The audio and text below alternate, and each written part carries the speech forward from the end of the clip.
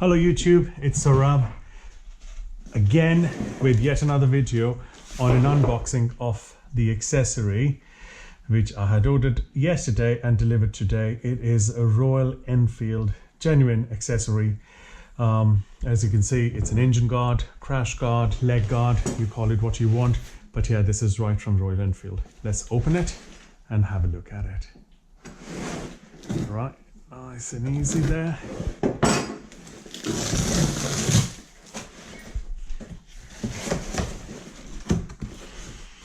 Okay, I've got a tool, nuts and all.